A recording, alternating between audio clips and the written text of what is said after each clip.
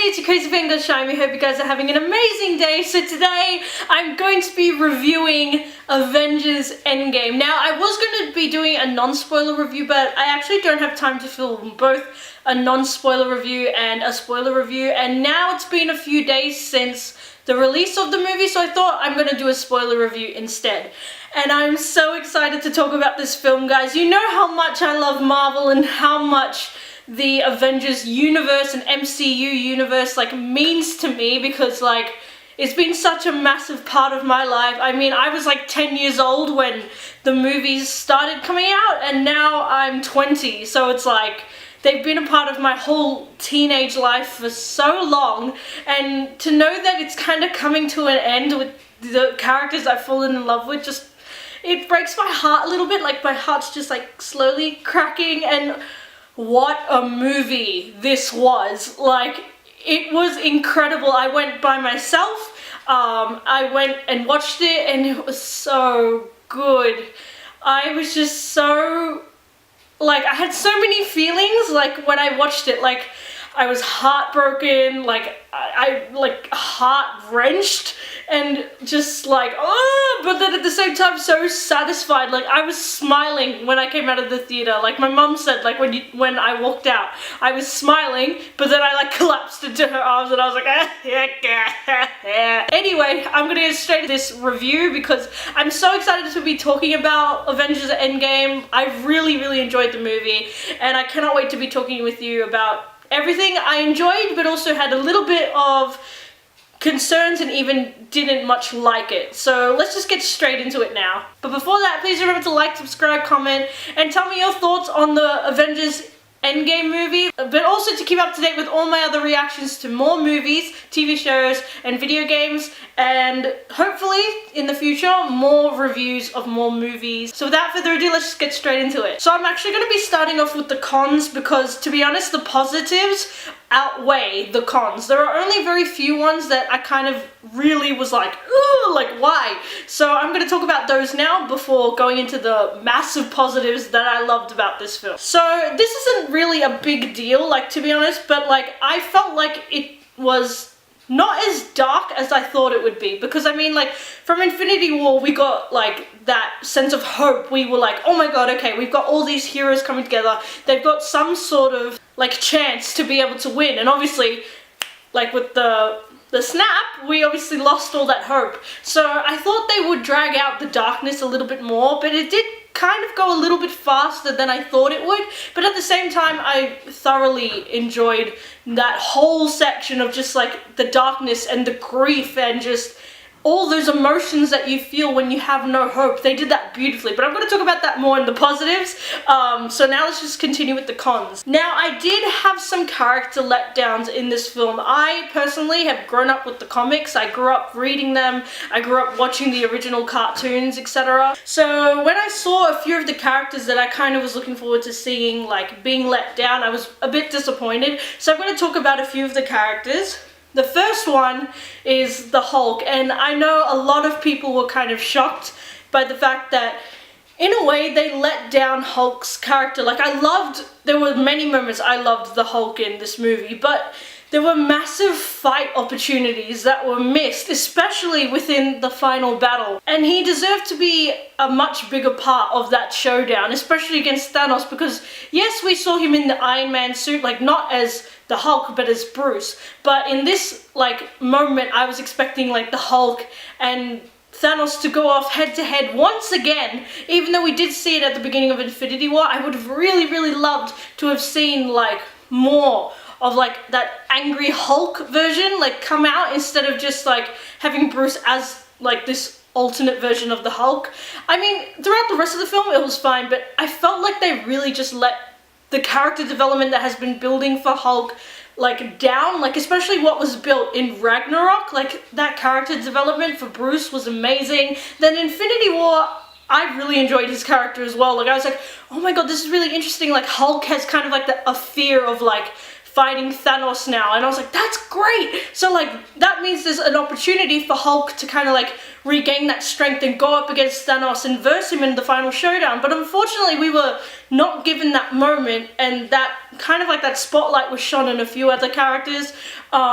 But I just really hoped that Hulk would get a moment. So I was kind of disappointed by that. I was really hoping that we would see something from Hulk. So I was let down, and I did see a few of the fans of the Hulk were a bit let down, who were big fans of the comics.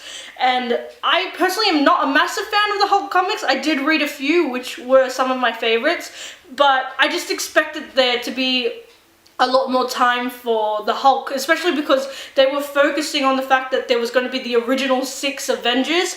So I was let down by the fact that the Hulk didn't get much of like a moment to shine, especially in terms of the fighting technique, etc. So that was one thing that I was really disappointed in. Like, one thing I didn't like a particular character, like, I'm just gonna say I did laugh, I'm not gonna lie, it was funny, but the fact that Thor's coping mechanism for alcohol and kind of like the fact that he had probably like gone overweight and gotten a beer belly became a source of comedy kind of irked me a little bit. Like, I'm serious, like it's not that big of a deal, but at the same time it was like that's his way of recovery, like through alcohol. Like, it was like, you know, like for anyone who goes through grief, they go to some sort of like escape. They either go through, and even with the video game thing, like that's an escape for so many people. And someone who plays video games as an escape from reality, from life, I totally understand that. But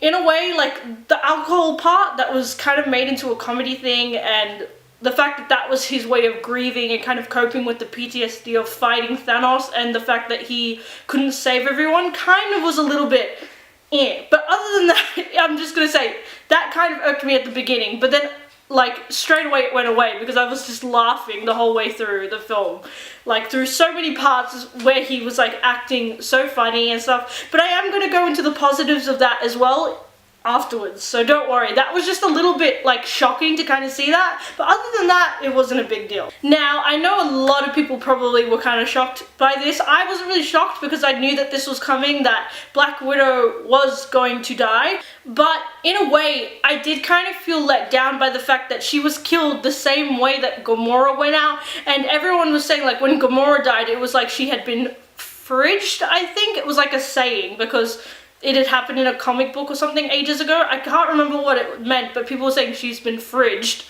And in a way, people were kind of saying the same thing for Black Widow. That's how she was killed. But I mean, I was trying to think like what other way could Black Widow have died? Especially like, even though she could have died in the final battle, it would have been overshadowed by someone else's death, which I will talk about later.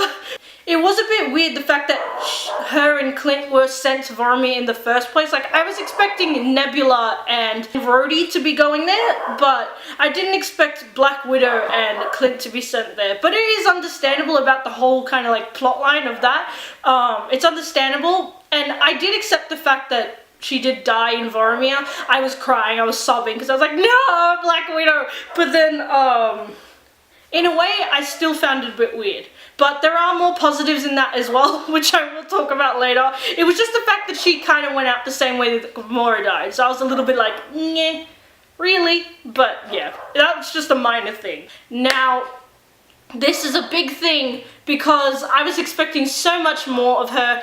Where the hell was Captain Marvel throughout this whole entire film? She literally was there for the first like 10 minutes, and in the last 5 minutes of the movie she was there. So literally overall she got like 15 minutes in the whole entire film.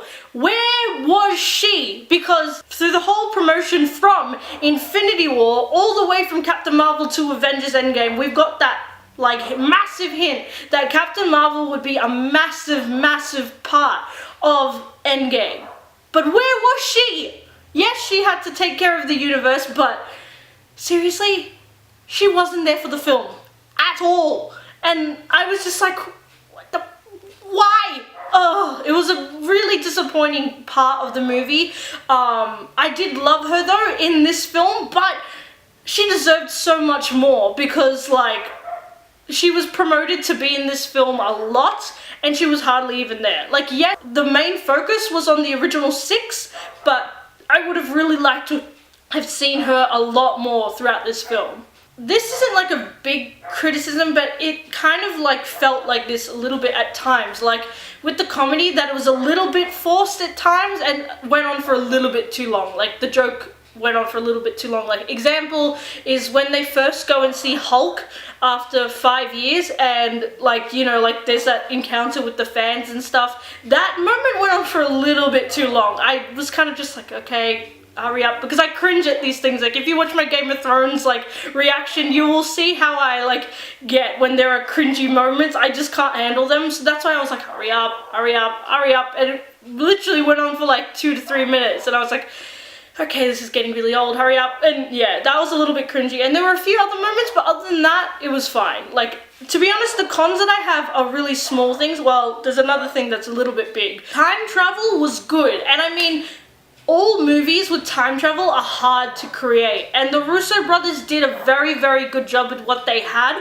but I will say that the consequences for time travel weren't like really there. So I was kind of like, really, like, that kind of was like, it could have been done a little bit better with the stakes a little bit more, but other than that, that was fine. But I think in a way it kind of left questions open in a way. Like, for example, like I've been talking to another friend of mine who's gone and watched the film as well, like the fact that Loki from the past, when they go back to New York, like that's another thing we're going to talk about. That scene was so amazing. But just that whole scene where he takes the Tesseract and disappears, it's like, wait, did he just create another timeline, or like is he like, was that part like kind of deleted because they went to another part and got the space like stone again? So in a way I kind of was like, does that really affect the timeline then? Like that was a little bit confusing. So I guess that means that Loki is still alive. Like I'm going to talk about that a bit later, and I also probably will make another video on it.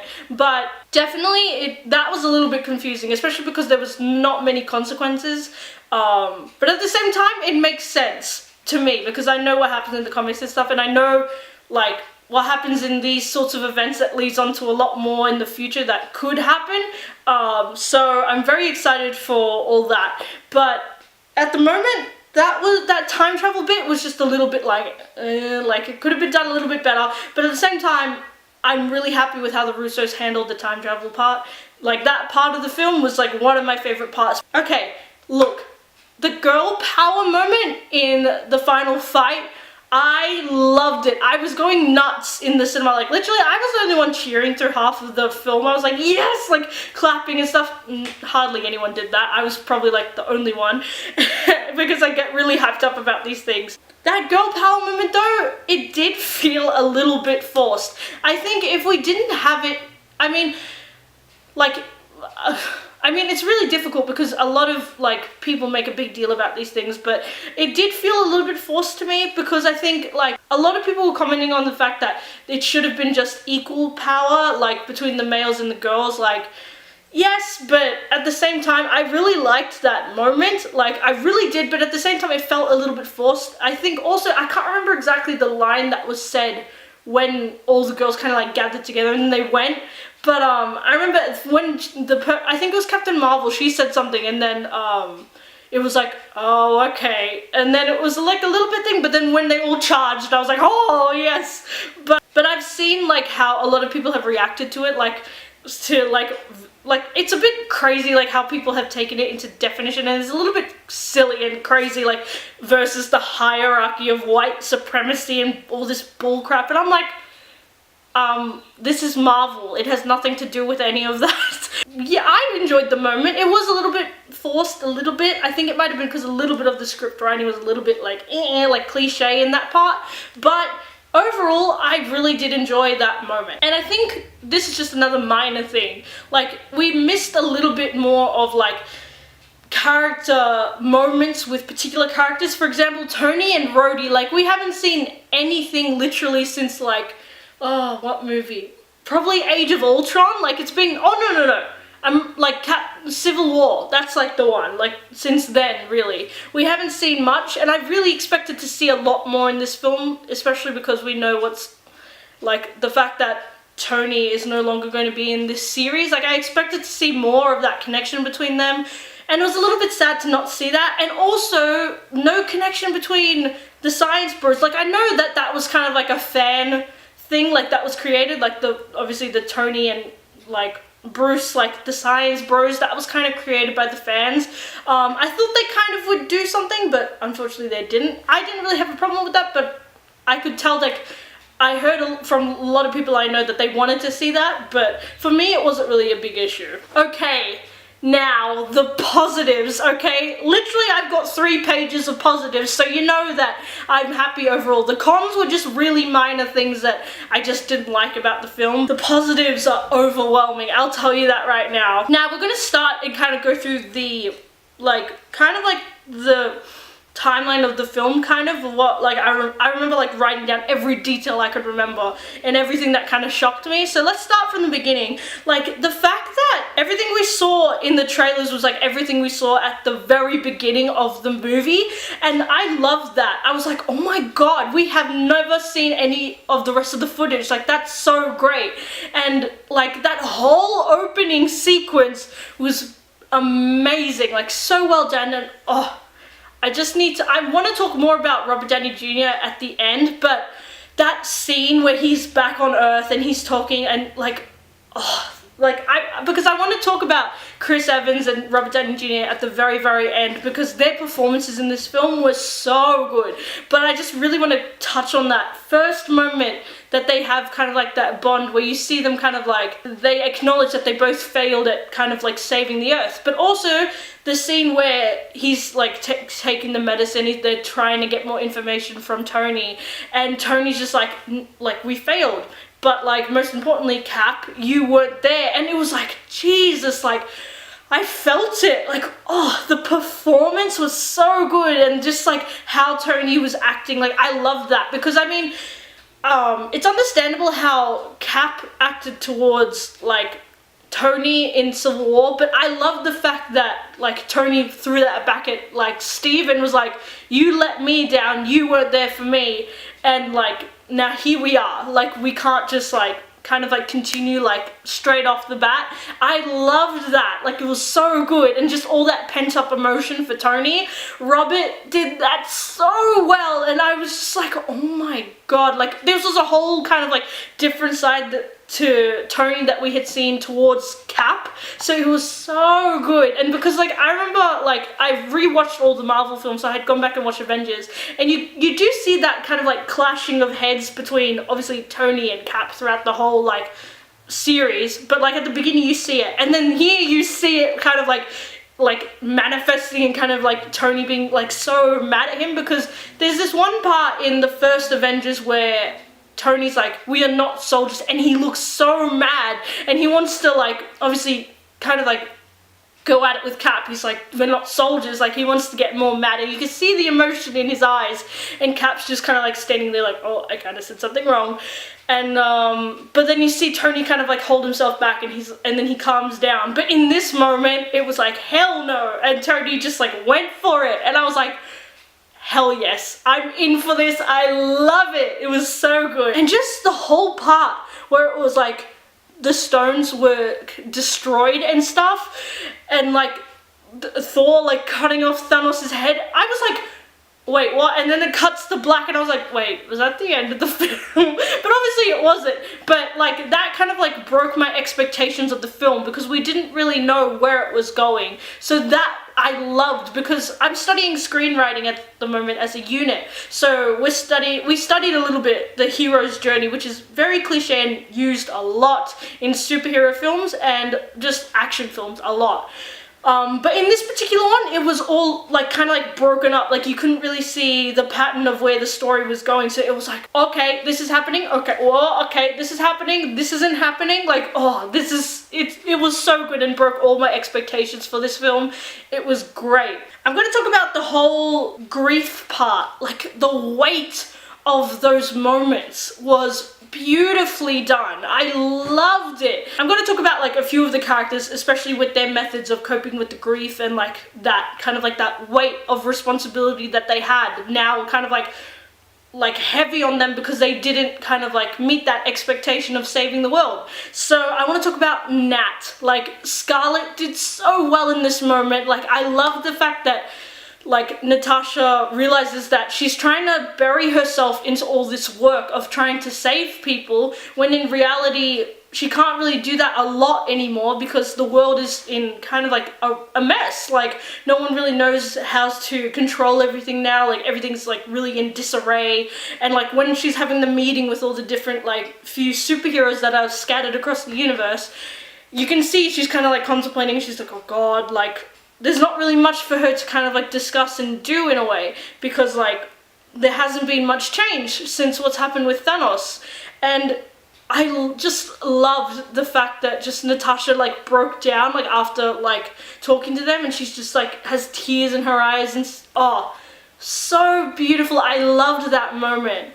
And then you also, that connects to Cap, like Steve, like he tries to hold that like group therapy session with all the soldiers, and obviously Anthony Russo was there too. He loves making a cameo as well. And I just loved how he was saying like, yes, like we've got to move on, like there's always something after this. And then he's like, but I can't move on, like I still have this weight of like, and he's telling Natasha like we're Avengers, but we still have that kind of like weight of grief on us because we never kind of like overcame that, because we never like avenged them. We never were able to help the people that were taken away from us. So that was like very interesting to see, like the really these very insecure and broken down version of the heroes that we love. And though this isn't about the grief part, I felt like this was important as well. The fact that we got to see more of Steve and Natasha's friendship, because like throughout like Civil War and Winter Soldier, I loved their friendship so much.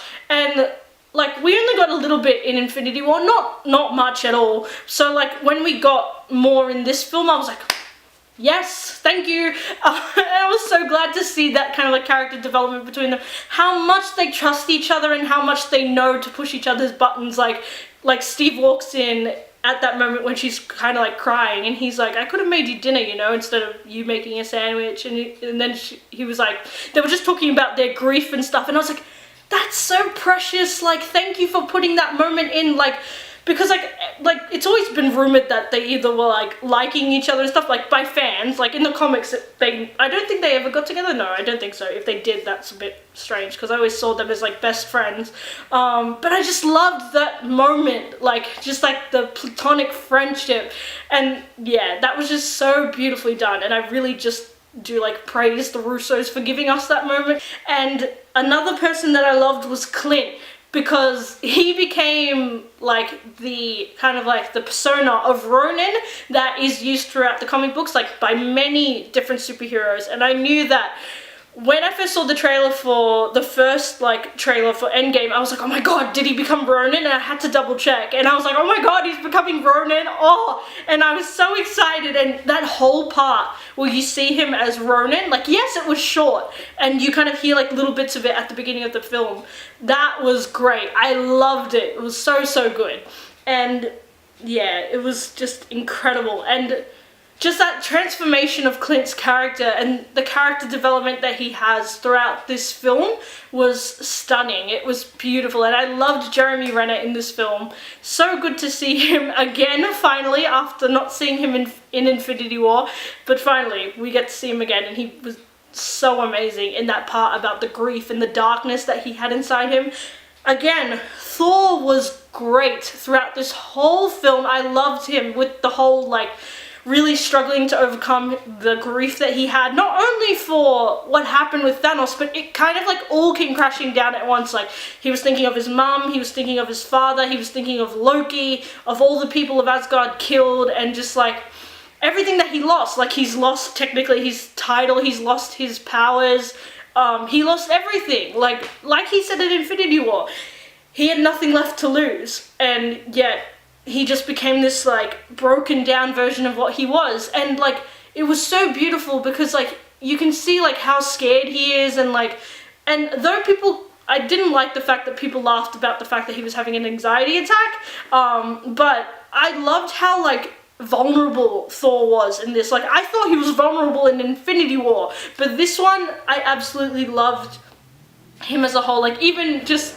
comedy wise, Chris Hemsworth is amazing with comedy, but in this it was just so beautiful, and yeah, it was so nice to see that. Also, I need to talk about this because I just got all the feels.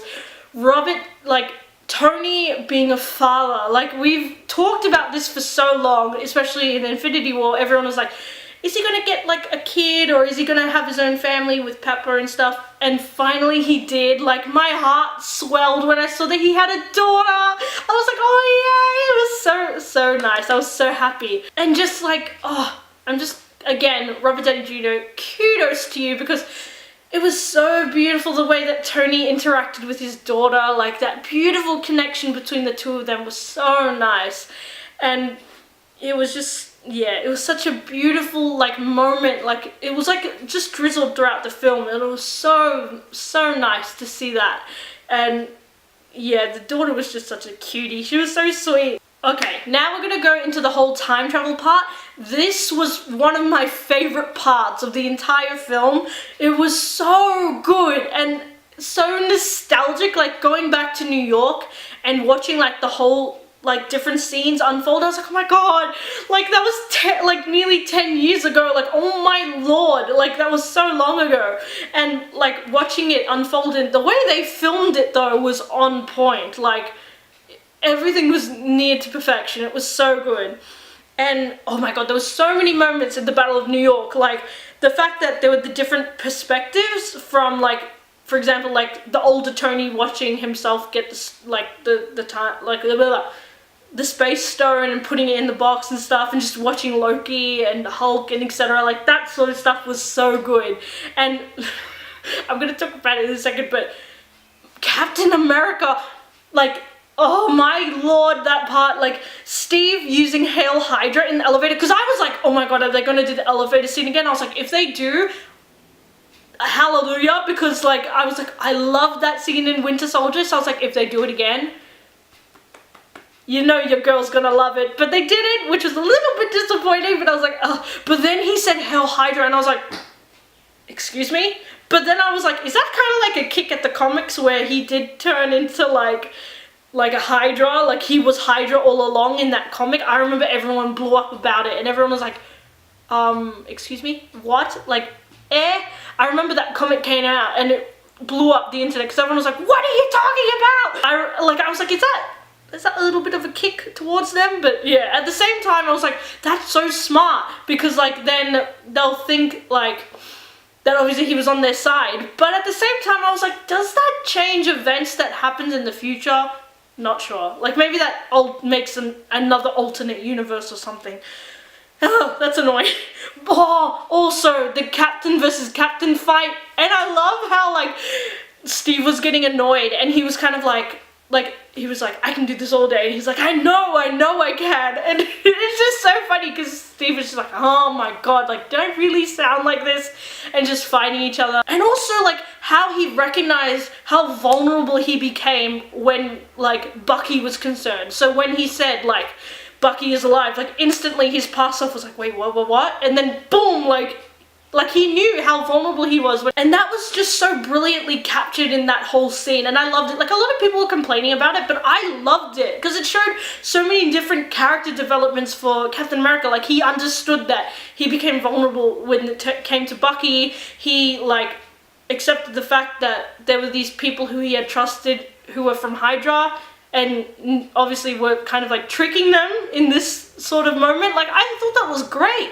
And gotta say, That's America's Ass was so great. I loved that moment. And like I remember like when like he finished versing his past self and he just stares at like the past self's like butt, and I was like, oh my god, you've got to be kidding me. And then Steve's just like, yeah, that was America's ass. And it's just so great. I loved it. Also, I loved how Steve and Tony went back to the 70s, and I love that moment where like Tony gets time with his father. That was such a beautiful, precious moment where they're both talking about their kids, like Howard talking about Tony even though he hasn't arrived yet, and then obviously Tony talking about his own daughter to his father. Like that was so beautiful. I loved that whole like scene was so beautiful, and you see so many changes about Tony, like, and then he understands like stuff about his father more, like, because I remember like when I watched Iron Man 2, and you see how like vulnerable like Tony is when talking about his dad, but also like when you see when the footage of Howard talking to Tony is played back, you can see how like touched Tony is, like, though he always says like, oh, my father wasn't there for me, like, yeah, he died in a car crash, and like we didn't have a strong relationship, I had a better relationship with my mom, and but still it's like deep down, like he knows how important that relationship is to him, and like how important his father was to him. And another beautiful moment was, and it was so heartbreaking, but like Steve watching Peggy, and oh my heart, I was just like, are you really doing this to me right now, Marvel? Are you serious? Like, oh, it was just so touching, and I loved that moment, but oh, like, just cry. I teased my eyes when that moment came up. And also, I loved like Infinity War. I loved the interaction of Thor and Rocket. That was all great. I loved that whole part of the movie. That was so good. And we all have that friend that's like really like not hard on you, like they'll listen to you like for a bit when you're kind of like complaining and moping and kind of feeling sorry for yourself, and then like, okay, get it together. Like, I loved that part of Rocket kind of being like kind of like say like, okay, snap out of it, like you need to get back into doing what you need to do. But I also love the fact, I know a lot of people were saying like Thor was being babied, but I mean, who doesn't miss their mum if they're gone? Like, even when I'm not with my mum for like a few days, I'm like, Mom! But then, but that's because like I adore my mum. But like, everyone does. Like, they love their mother, and like, you know, like you're only gonna have your mother's love for so long. And like, the fact that Thor got to have that moment again with his mum and was able to be consoled by her, I think that was really, really, really important, because we never got any of those moments within the Thor movies. Like, we kind of saw more of Frigga with Loki. Like, we knew that she loved Thor, but we could tell that she kind of had like a soft spot for Loki. And though it was kind of like that scene where it's like Loki and like Frigga, and though it was like an illusion, like I still felt like that was an important part for Loki. But anyway, that's in that film. But like, we never got those moments for Thor and Frigga, so this was just beautiful to see her in this film again. And I loved just like how she, like, though she wasn't like hard on him, she just gave the facts to him, like, you have become a disappointment, like, you need to move on, like, yes, grieve, but move on. Like, you can't stay in this mode of like grief and stuff forever. Like, you need to get out of it and you need to move on. So I thought that was really great and just a beautiful scene as a whole. Natasha and Clint, their friendship I've loved throughout the whole series of the MCU, and I loved how they handled it, because in the comics it was always like thought that they had kind of like a little bit of a romance like here and there, and like it was said like throughout the comics, you can tell like innuendos and stuff, you can tell that they had like a few flings and stuff, and there were like comics where they were together. But this one, I loved their friendship, and that moment where they're kind of just like, they're holding each other, and they know that someone has to be sacrificed in that moment in Vormir. I loved that so much, and I thank the Russos for doing that moment. Like, that was needed, because we haven't had like a moment for like Natasha and Clint really, so I was really happy that they were able to have that moment to kind of like expand that friendship a little bit more in this sense. Yeah. Though, like, it hurt so bad to watch that part, like, the fact that they continued to fight over who would die, like, because that's always been a part of the film, like, they've always fought with each other and stuff, like, I loved that part as well, like, it was so good. Surprisingly, I really liked Nebula and Rhodey's connection throughout this film, like, especially when they were looking for the... what stone was it? I'm pretty sure it was the Power Stone they were looking for, the purple one. I'm pretty sure that's the one. I can't remember all the stones either. But I just loved Nebula and Rhodey, like Rhodey kind of like using all the movie references and stuff. But just like that part where they were just like really talking to one another, and like he was asking like about the past self and stuff, and like about like Quill and stuff, like that was really, really interesting, and I loved that dynamic between the two of them. And just like, yeah, like how like she was talking to him about the fact that she wasn't always like a robot and stuff, like she wasn't always like like evil before. Like, she wasn't always like that. Like, she had obviously developed into like a good person. And that leads me into my next favorite part. Like, the whole part where it's like about the past, Thanos, Nebula and Gamora, I'm telling you, that was like my favorite part of this movie. Like, just watching them see everything that had happened in the future was so interesting, and it made the whole situation more dangerous because it meant that Thanos would take even more risks to get those stones now that he knew of the events of the future. So I was like, this is so important and so well done with this whole part. And I was like, yes, it's so good. And the chemistry, like, between past Gamora and future Nebula was so great. Like, how Gamora actually was like, you are very, like, she could tell that the Nebula from the future was very different from the past version. So it was great to see that she had acknowledged that and she went and questioned Nebula about it. I loved how the insecurities of the past Nebula was also very much like shown throughout this whole part of the movie, because it was like showing how insecure she was and how much she wanted to be favored by Thanos. Because yes, we've seen a little bit of that throughout the movies, but in this movie we saw it so much more stronger. And Karen Gillan, I mean, so talented to have done those two versions of Nebula, was really, really spot on, and I loved that about like the film, like especially that part where you see these two versions of one another, like this very insecure, like younger version of Nebula. And she's insecure, she wants to be favored by her father, but then you see the future one, she doesn't care about her father's opinion, all she wants is to have a good relationship with her sister and make sure that there are people safe. So you see the difference and like how much a person grows throughout a certain amount of time, and it's so beautifully done. So I really do give credit to the writers and obviously the Russo brothers for doing that really, really well. Okay, now, a very big part of the film that I found very important was the fact that the original 5 Avengers grieving over Black Widow. Because I really was scared that they would skip over this and kind of be like, okay, let's go to the next part and just like be like, say one line of revenge and stuff. But they actually made a scene where they're talking about it, and I loved like how all the boys had their different reactions and like different like emotions towards it. Like, you know, like Steve obviously was very emotional, he was crying, and the same with Clint. Tony was kind of pretty calm about it, he had accepted it, and he was like asking like, but the fact that like Tony asked like, did she have any family? And Steve was like, yes, us.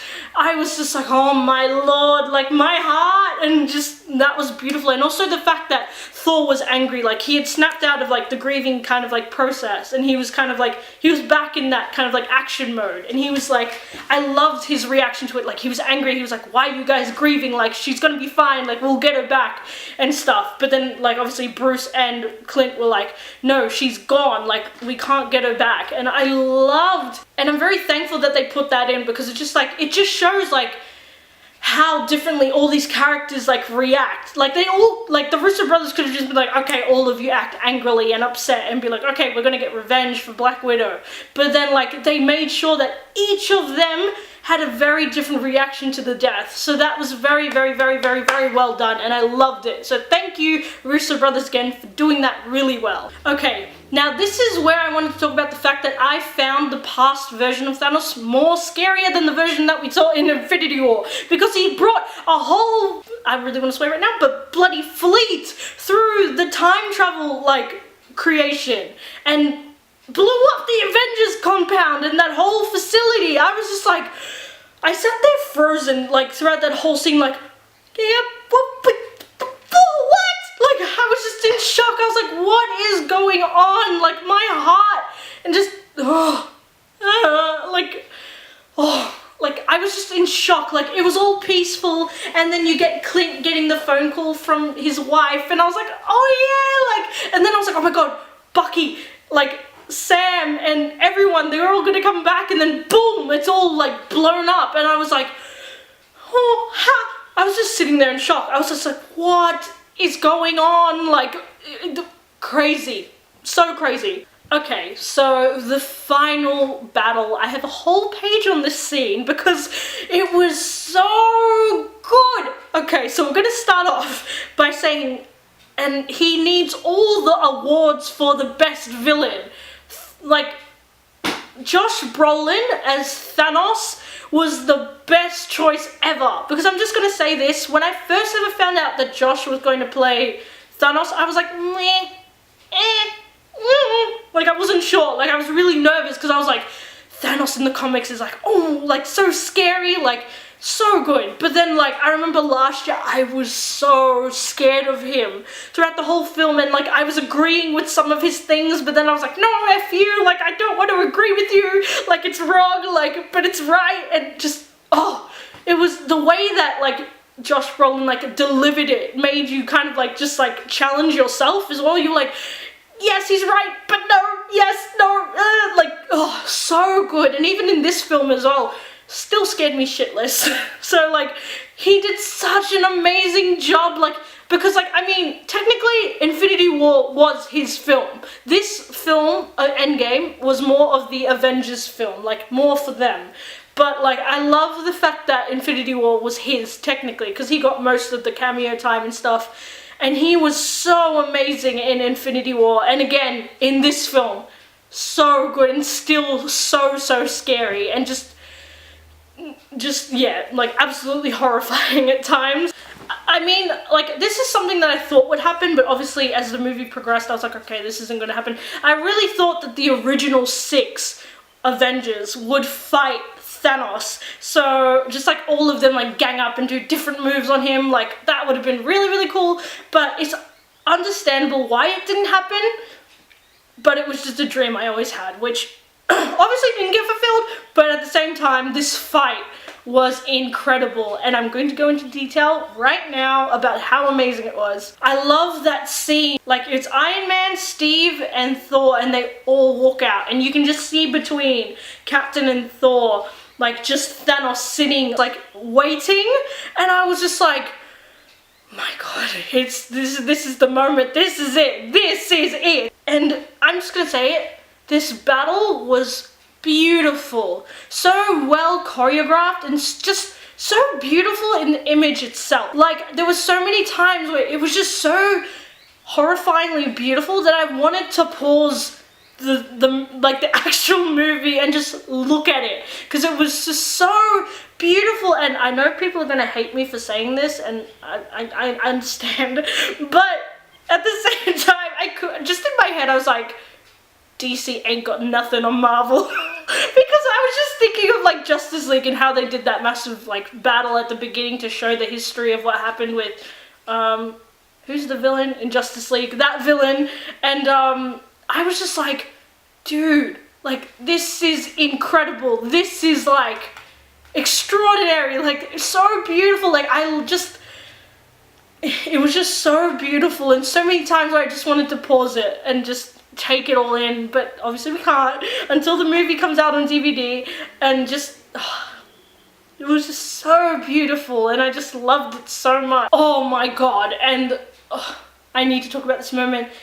Captain America is worthy. Now, guys, I knew that, like, and I hope, well, actually, I knew that Captain America was worthy, but I never thought that they would actually bring a moment like this into the movies. So when it happened and I saw the, obviously, like, I can't say the name properly, but like the hammer being lifted, I was like, oh, that's Thor, he's probably like holding it, like getting his hand ready.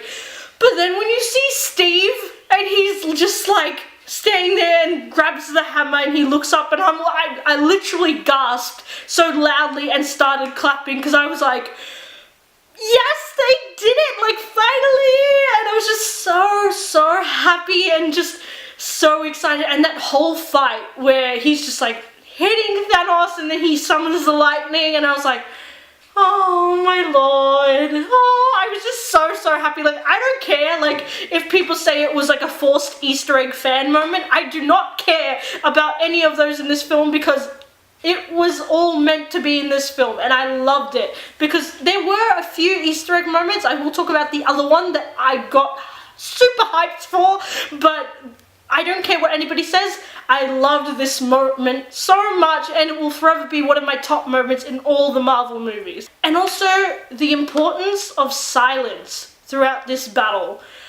I mean, throughout so many, like, example for Infinity War, it also did the same thing as well with the silences. Like, with a lot of action films, they want to have the big booming music, like the violins, the big drums and everything, but there was so much silence in this battle, and I really was appreciative of that, because it kind of, like, you could take in the scene, you took in the emotions of the characters, and you took in, like, the actual scenario, and you took in the seriousness of the moment. That is attention to detail. Like, you could, like, they could have had momentous music playing in the background if they wanted to, but instead they decided to go with silence, because just those moments were just so important and beautiful, and it allowed, like, the audience to just stay in the moment, like, oh my god. Like, for example, like, the first silence I remember in the final battle is when Cap's, like, lying on the ground and it's dead silent, and he opens his eyes and he's slowly trying to get himself up, and you can see Thanos kind of, like, slowly coming forward, and the shield's broken, and I was like,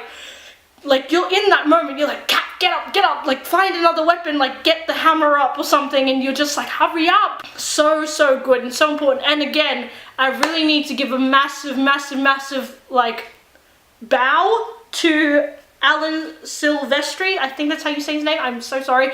His music for this MCU series has been incredible throughout the whole journey, and is so beautiful throughout this whole film, especially in the final battle sequence. And I adore instrumental and score music from movies, so this was a very big deal for me. And, like, all the beats of the music hit the action perfectly. Like, whenever someone went in with the sword, or someone went in with the hammer or the shield, it hit the beat of the music as well so beautifully. And I was like, this is why I love movies and video games, because just, like, all the media just, like, perfectly, like, blends in. And when you have a great story, great music, great actors, great, like a great scene to show, it all works out, and it's just so beautiful. And that's what I love about collaboration in media. It's so amazing. Another favorite moment besides Captain America having the hammer, when all the superheroes come back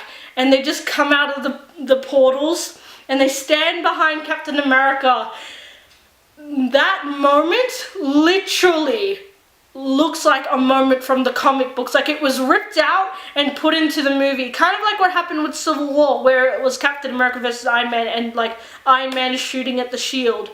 That moment literally was ripped from the comics as well. But this moment, I swear to God, it felt like it had been ripped from the comic, and I was looking at the comic right in front of me. Like, I just was smiling the whole time, and I was just, like, really emotional, because I was like, oh my god. And then Steve said Avengers, and I was like, no, please tell me he's gonna say it and the movie's not gonna cut out, because we haven't actually heard him say Avengers Assemble, like, I don't think ever. So I was like, please, and then he just whispers, because I thought he'd shout, but then he just whispers it, and that's even better. Like, he's like, assemble, and I was like, yes, like, oh. And there was a few other people who were kind of like, oh my god, yes, like, a few people were, like, saying that as well, like me, so I was like, thank god I'm not the only one who's excited about this moment. But oh my lord, that moment, I was just taking it all in, and it was so beautiful. And how all the heroes rush across the battlefield towards Thanos, and that again was another moment that looked ripped from the comics, and I was like, Russo brothers, you have done it. Like, it was so beautiful, and I loved it. It was so good, and I just got chills throughout that whole fight. It was so good. Now, I don't understand this. During the past few days when I've kind of been, like, looking over the Avengers and stuff, and I wanted to see what else, like, people had said. Like, I thought, like, oh my god, people are gonna, like gonna be so excited about this. Like, I'm so excited, I'm so happy, I was so satisfied with the film. And I went and looked, and a lot of people were complaining about the final battle length, and I was like, bitch, what? Like, this is the final battle, like, what do you expect? Like, the massive final clash between Thanos and all the Marvel superheroes. Well, at first it was like 3 of them, and then all the Marvel superheroes came in. I thought that this battle was very well constructed compared to the battle in Wakanda, because I personally did not enjoy that whole fight. Like, there was some moments where I was like, okay, it could have been cut down a lot more. Like, there could have been more footage about something else particularly. So that was a little bit of a letdown for Infinity War, but this battle I really thoroughly enjoyed. It was very well choreographed, constructed, and okay, this is another thing I need to talk about as well. Like, I'm not sure if anybody else saw it, but I felt like there was a hinting at the new group of Avengers that would lead on in future, because like I've said before, like I've watched a lot of like comics, no, not watched a lot of comics, I've read a lot of comics and I've watched a lot of the cartoons that Marvel has brought out. So there's a version where the original Avengers give themselves in and sacrifice themselves so that like the Earth can continue to be what it is. But then a new Avengers comes out and there's a new group, and that includes Black Panther, Spider-Man, and in that one it was Wolverine, Deadpool, and a few other people. But in this one, I definitely thought that it definitely had to be Black Panther that was hinted at, and then it was Spider-Man, definitely Captain Marvel, and it's definitely going to include Valkyrie and probably all the other members as well. But I felt like that was important, like that was kind of like foreshadowing for the future Avengers movies, and I felt like that was very, very important to touch upon. I definitely am going to go into more detail about the future of Marvel, like in a few other videos in the future, but that was important and I wanted to touch upon that because that was really important and I loved that. And another thing, the entrance of Captain Marvel was beautiful. I was just like, because even like no offense, I kind of forgot where Captain Marvel was, and then she comes through and she ruins that ship, and I was like, oh my god, like yes, like praise the Lord, like praise Captain Marvel. Oh, and her haircut, dude, my weave was thrown back when I saw that. Oh, her hair was so amazing, I loved it. And when she fights Thanos, I was like, oh yeah, hell yeah, and like he headbutts her and she's just like looking at him like just frowning, bitch face on, and I was like, yeah, like so happy, and it was so good. Also, another person who I loved in this final battle was Wanda, because obviously the past Thanos doesn't know the power of Wanda, and she just thrashed him like hardcore, and she was just like, yeah, you don't know me, but you will. And then she just goes, like with, she obviously doesn't do that, but she goes crazy. And I just loved it. I was like, hell yeah, girl, get it. Like, oh, it was such a beautiful moment. I loved that. Now, I left this till the very end because I want to talk about the two of them because they have been my childhood, like the definition of my childhood. But I want to talk about Tony's farewell and like the final battle that he was in. A moment I need to talk about first before going into more detail about Tony and Steve. I'm already getting emotional. Calm down, Chimey.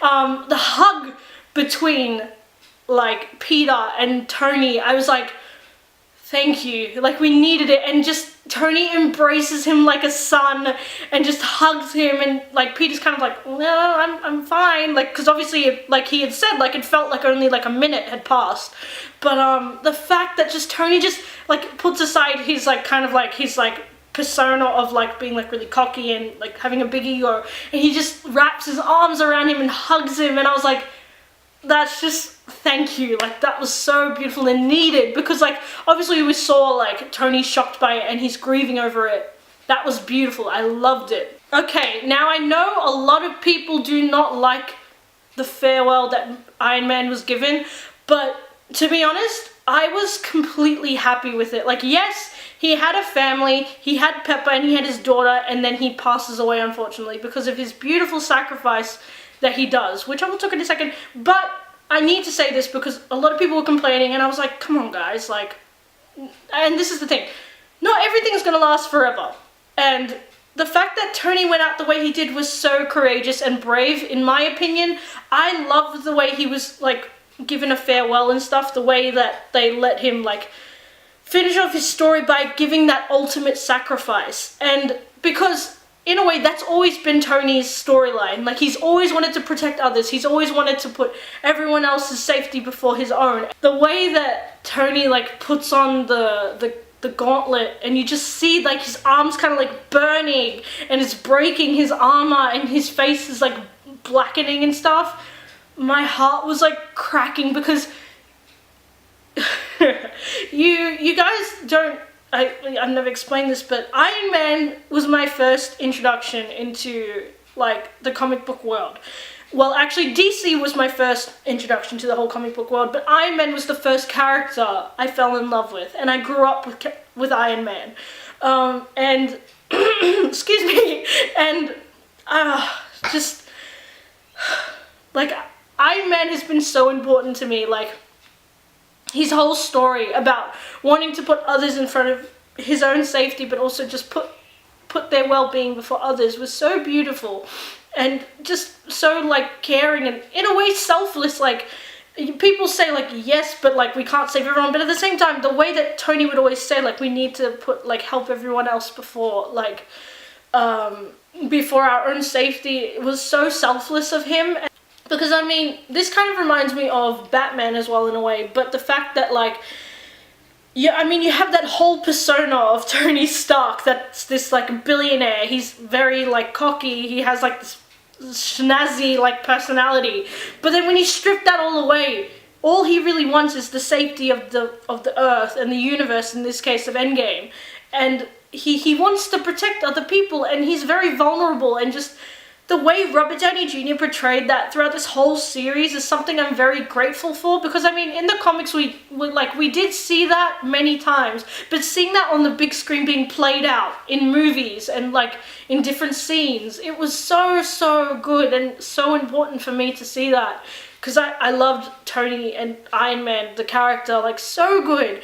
And I feel like the way that we said farewell to Tony was very, I think, very beautiful in that sense as well. So that scene where he's just, technically he's not there anymore, like he's almost gone, but he obviously can't talk anymore, and just, yeah. And it was so painful to watch, because again, silence was a massive deal in that scene, and thank God that they didn't play any music to try and push more like emotion out of it. Just the silence was enough, and you can just hear like the heavy breathing of like Tony, like breathing heavily, and he's kind of like in a daze, and then you see Pepper and she's crying, and Peter like crying, like that was so sad as well, because again, like a son to Tony, and he sees him in a way like a father, and then like Rhodey's there as well, like he just smiles at Tony in a way, and you can tell there's like that connection, like it's like that, yeah, we did it, it's over. And Pepper's like saying like, it's okay, like everyone's alright now, like you don't need to worry anymore. And then when he and this is kind of reminds me of the Lord of the Rings a little bit, there's a particular scene, and it just makes me remember of that, but when Tony passes, that's only when she cries, and that broke my heart. And just how like she has a hand on like his chest piece, and like he puts his hand over hers. I know people were saying that they wanted Cap and Tony to have a moment, but at the same time it's bittersweet, and you can see how painful it is for Steve as well, like watching Tony pass, and also for Thor as well. It's important for both those characters, and I felt like that was still beautifully done all the same. Like, I loved that whole sequence. It was very well done. And just the funeral scene. And Tony doing, like, the hologram. And he's talking about, like his life and stuff. And he's saying, like, farewell. Like, he thought, like, something, in case something happened, he wanted to say goodbye. And then he was like, I love you 3,000 times. And I was like, oh, my heart. And just the funeral sequence where it's, like, the first ever Iron Man piece was in the wreath. That made me start crying. Like I was like, because like when I saw Tony like obviously dead, I had tears in my eyes, but I wasn't like bawling. But after that, when I saw that piece in the middle, I bawled my eyes out, because I was like, no. And then you kind of just get all the cameos of all the superheroes. Again, another moment that was like ripped as if it was from the comics and just glued onto the screen, exactly like that. So beautifully filmed, and that was very important. I loved that whole sequence, and also like the fact that Nick Fury was the last person we see at the back of the funeral, and he's just standing there, and it was like that was where it all began in a way. Like that, like I kind of got nostalgia straight away, and I was like, oh my god, it began with that moment of Tony and Nick like meeting in the first Iron Man and going like, I'm creating the Avengers, like we want you on the team. And then now it was like Tony's moving away and he's moved on and he's passed away. That broke my heart to shreds, and just that was hard to really swallow. And yeah, it was so bittersweet to say goodbye. Yeah, and I think another thing I just want to say that was bittersweet was the fact that Vision didn't come back, because I thought he might, but I was like, oh wait, he was part of the Stones, he was never going to come back, so he's gone. But Paul Bettany did make a small cameo as Howard's assistant earlier on in the film, so I found that really beautiful. Okay, now another person that we said goodbye to that broke my heart, because yeah, he's meant so much to me in the past like 10 years of my life. Captain America. I personally didn't like read many of his like comics at the beginning. Only after Avengers and stuff came out, I was like, holy crap, I need to read all these comics. And that's when I read everything, like Civil War, Winter Soldier, everything that I could find on Captain America. It was so good, because it was just amazing. It was such a good story and a great character. But yeah, to say goodbye to Cap was so hard, and I cried a lot at that ending that we got for Steve. I want to go into detail, but I just need to calm down. But saying goodbye to Steve Rogers was really hard. Like, that's something I've had waited on me a lot. Like, I didn't realize how much I'd miss Iron Man until it happened, because like Robert Downey Jr. played him so beautifully, and I was like, oh shit, like we're never gonna get Iron Man again. But with Captain America as well, like I feel like if they are going to remake these movies, I hope they never do and never touch them, because like, but I was thinking like in the future, like it's gonna be so hard, because not only Robert Downey Jr. did an amazing job with Iron Man, but Chris Evans as Captain America, I mean, he was amazing as Steve Rogers from the beginning to the very end. It was so hard to watch that final scene with Steve Rogers, because I've read the Captain America comics, and I've obviously, like again I said, watched animated versions of it, and I know that some of his time travel stuff does have a lot to do with the future of the Marvel Universe, which I won't go into today. But when he was saying goodbye to Sam and Bucky, my heart was just like, I know what you're gonna do, but I really don't want you to do it. When like Steve says goodbye to Sam first, it's like really chill, like he's like, yeah, I'm gonna be back and stuff, and like he's like, he was really grateful to obviously Sam like wanting to come with him and stuff, and that's really sweet. But then when he got to Bucky, like I was like, holy crap, like, because I know people ship Stucky and stuff. I don't particularly do.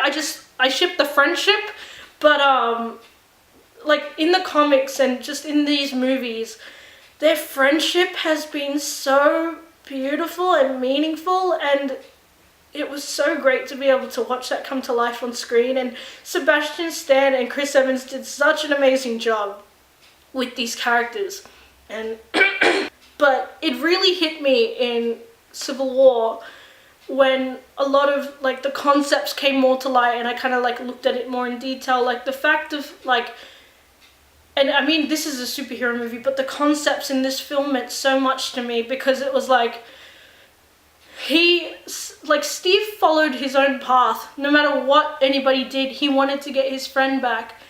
But that to me meant so much, because there were so many people who were putting me down for wanting me to follow my own path, and so many people saying that it wasn't ever going to work and stuff like that. But seeing that story like come to life, and even though it's a superhero movie, it's about superheroes fighting in a civil war, it was so important to me that they touched upon that concept. And I was just like, like that really pushed me to believe that I could achieve anything, even if there are people who don't want me to achieve my dreams, I still need to fulfill them, because I deserve to be happy and I deserve to follow my own path and know that it's okay to stumble across the way, even if it is hard to reach my final goal.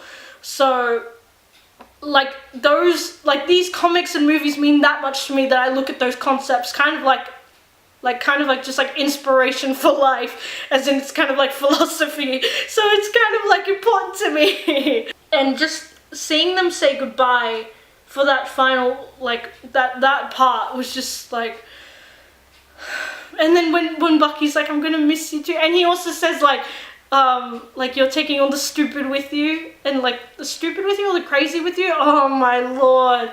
Just tears were running, and like I think the lady next to me gave me like a weird look, but like she doesn't understand how important this was to me.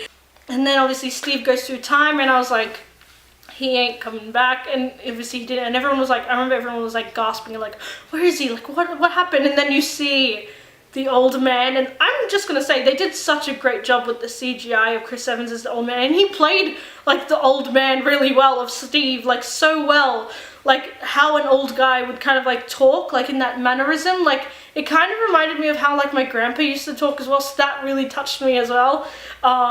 And yeah, just like he tried out the life that Tony spoke of, which was so nice. And just, oh, the fact that, okay, I know people are annoyed that Bucky got shunned, but this is also very important, the fact that Falcon got the shield.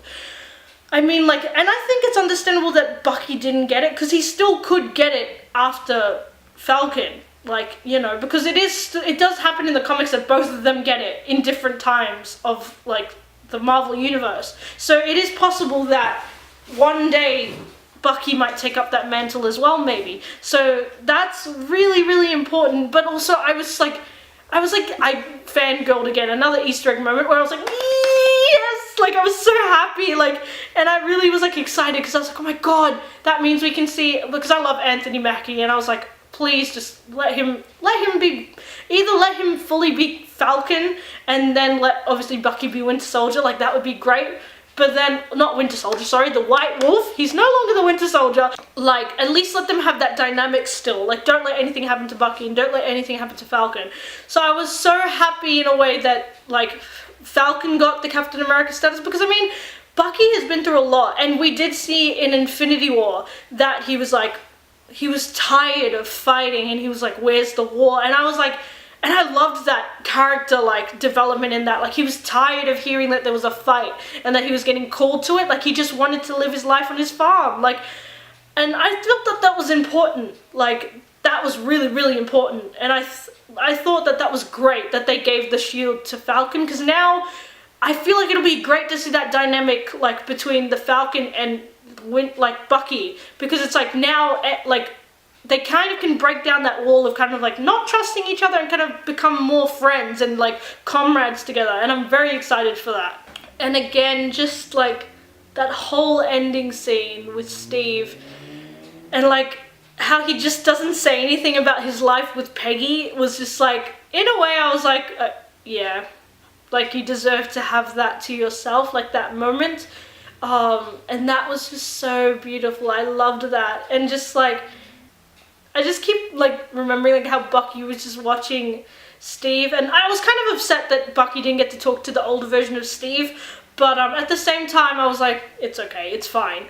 But at the same time I loved that scene where it's like it goes through that, like the 1920s, like the 1940s music is playing, and I was like, oh lord, don't give me jazz music. And then you go through the window and you see Peggy and Steve like dancing, like, oh, that was just so perfect. And I remember like just smiling at that scene, and then they kiss and then it goes to black, and I was like, wow, like, and I had just tears like running, like as usual, like I was saying, very emotional over this, but I was just crying and but smiling, because I was like, yes, like he got his happy ending, like he no longer had to fight the war, like he got to have a life. So overall, I loved this film. There were a few things that did bother me, but this movie overall was so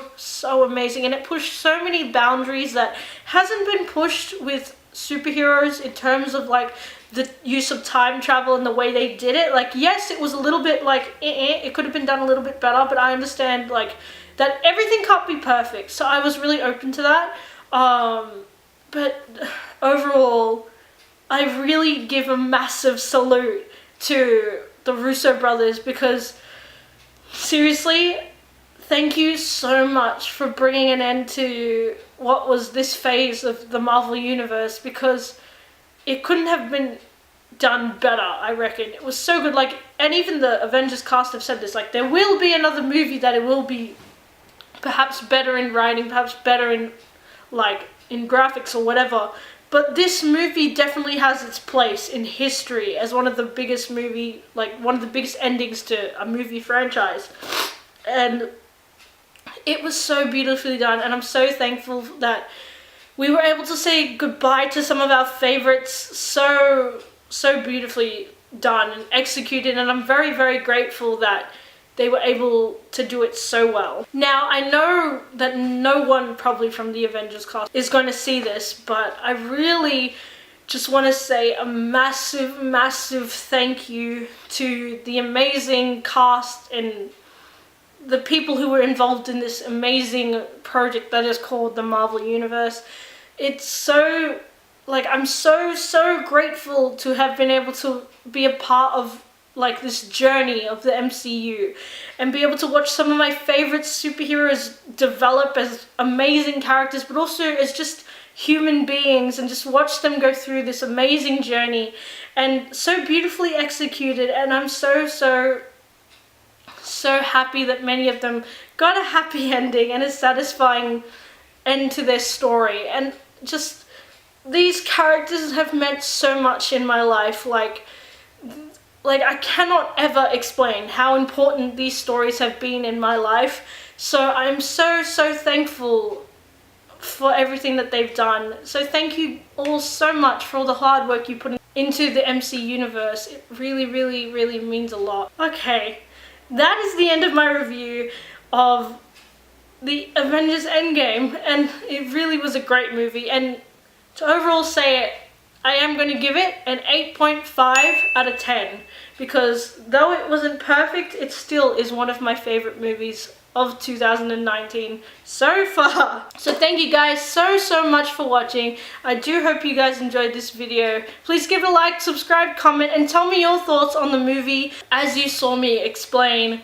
It was a great experience that I loved and was overjoyed to be able to experience it, and was so grateful I was able to actually watch it and do a review, because last year I wasn't able to do a review of Infinity War, unfortunately, but being able to do a review for Endgame was so special. I will be releasing more videos about more theories about the future of the MCU. I have a lot of announcements for future projects as well, but that will be coming in a few weeks, because the first anniversary for Crazy Fangirl is coming up very soon, and I'm going to be doing a video on that, but that's more in the future. But there will be more things and theories that I'm going to be covering in future about the MCU universe.